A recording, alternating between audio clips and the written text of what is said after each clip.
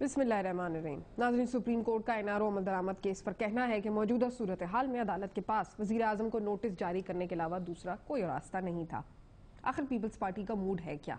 सियासी शहादत का शौक कहीं सियासी हलाकत ना बन जाए, क्योंकि चौधरी शुजात हुसैन साहब कहते हैं कि पीपल्स पार्टी सुप्रीम कोर्ट समेत तमाम से महाजराई के मूड में है। पीपल्स पार्टी की कोर कमेटी के 80% अरकान का सदर साहब को मशवरा है कि वो हुकूमत से मुतसादिम किसी भी इदारे के साथ सख्ती से निपटे। चौधरी साहब ने यह भी कहा है कि पीपल्स पार्टी में ऐसे अनासिर मौजूद हैं जो हुकूमत को लड़ाई में उलझाकर उसे सियासी शहीद बनाना चाहते हैं, और यही तस्वुर उन्हें महाजराई पर उकसा रहा है। अब ऐसी सूरत हाल में उन्होंने पीपल्स पार्टी को एक मशवरा भी दिया है कि वो हुकूमत के बजाय अपोजिशन में रहकर ज्यादा बेहतर काम कर सकती है, और फिर यह भी गिला किया कि वज़ीर आज़म के इस्तीफे के मामले पर हुकूमत ने इत्तेहादियों के साथ तबादला ख्याल ही नहीं किया। नाज़रीन, ये वो बातें हैं जो हमें नोट करनी चाहिए, जो एक इत्तेहादी कह रहा है, जो कि एक मेजर स्टेक होल्डर भी है। आसमा जहांगीर साहिबा कहती हैं कि एनआरओ की तारीख में बहुत से लोग मुलव्वस हैं। परवेज मुशर्रफ की हिमायत करने वालों पर भी मुकदमात चलने चाहिए। कानून के मुताबिक चला जाता तो ये सूरत हाल ना होती। एनआरओ फैसला कानून के मुताबिक नहीं। आसमा जहांगीर की ये बातें भी तबसरा तलब हैं। उधर साबिक सेक्रेटरी दिफा नईम खान लोधी साहब ने अपनी बरतरफी के खिलाफ इस्लामाबाद हाईकोर्ट में दरख्वास्त दायर कर दी है कि उनकी बरतरफी बदनीयती पर मबनी है। सरकारी हलफनामे पर दस्तखत ना करने पर उन्हें सुने बगैर एक तरफा कार्रवाई की गई, और हटाने के लिए जो तरीकाकार इख्तियार किया गया वो सरकारी मुलाजिम को हटाने के लिए नहीं किया जा सकता। अब नाजरीन, कौन नहीं जानता कि असम्बली के अंदर वजीर आजम ने रियासत दर रियासत का जो रोना रोया था, इसमें उनका इशारा किसकी तरफ था, लेकिन बाद में जब दबाव आया तो उन्होंने निशाना सेक्रेटरी दिफा को बना डाला। अब वज़ीर आज़म साहब से कोई ये पूछे कि जब उनको DGISI हिंदुस्तान भिजवाने का फैसला वापस लेना पड़ा था तो क्या उस वक्त भी बेचारे लोधी साहब बीच में सेक्रेटरी दिफा थे? और जब कैरी लुगर बिल पर कोर कमांडर्स ने रिएक्शन दिया था या रद्दअमल दिया था, क्या जब भी उनका रिएक्शन सेक्रेटरी दिफा ने जारी किया था? क्या DGISI को मंसूर एजाज से मुलाकात के लिए भी सेक्रेटरी दिफा ने भेजा था? और क्या वज़ीर आज़म के चीनी टीवी के साथ इंटरव्यू पर भी फौज का वजाहती बयान सेक्रेटरी दिफा ने जारी किया था? शायद नहीं। माजी पर अगर हम नजर डालें तो हकाइक ये भी है कि रावलपिंडी की एहतसाब अदालत ने गिलानी साहब को, जब वो कौमी असम्बली के स्पीकर थे, कौमी असम्बली सेक्रेटेरिएट में गैर कानूनी भर्तियों और करप्शन के इल्जामात के रेफरेंस में 10 बरस कैद और 10 करोड़ रुपए जुर्माना आयद किया था। मगर इस दौरान उनके इख्तिदार में आने के बाद डोगर अदालत की निगरानी में इस्लामाबाद हाई कोर्ट के एक डिवीजन बेंच ने वजीर आजम के 1993 से लेकर 96 तक के तमाम करप्शन के केस खत्म कर दिए।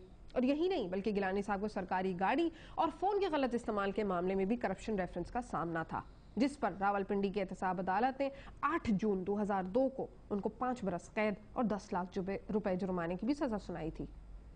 इस फैसले ने भी उनको किसी भी सरकारी ओहदे के लिए नाअहल कर दिया था, लेकिन इस केस को भी खत्म कर दिया गया।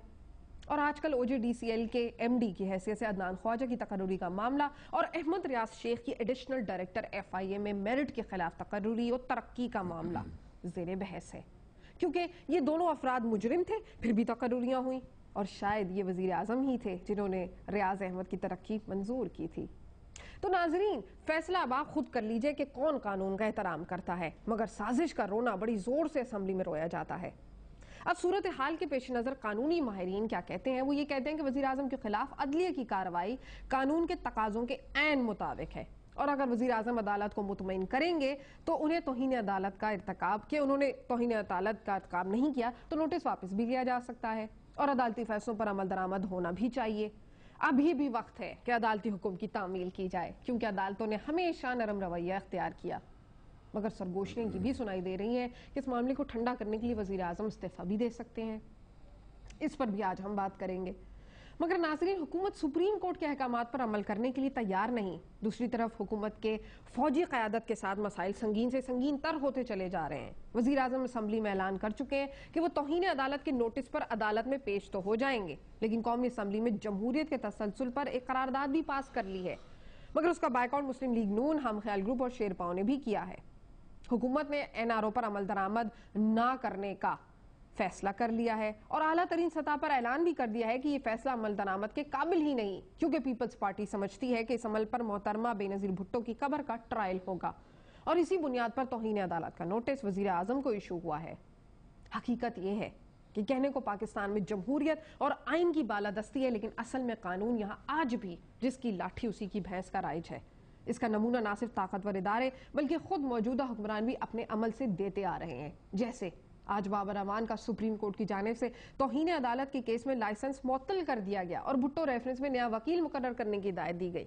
मगर अभी बाबर अमान साहब ऐवान सदर भी ना पहुंचे थे कि उन्हें वफाकी काबीना में दोबारा शामिल किए जाने की खुशखबरी मिल गई और सदर मुमलिकत से मुलाकात में सदर ने बाबर अमान की वफाकी काबीना में शमूलियत की मंजूरी भी दे दी और वफाकी वजीर कानून सेनेटर मौला बख्श चांडियो से वजारत का इस्तीफा ले लिया गया।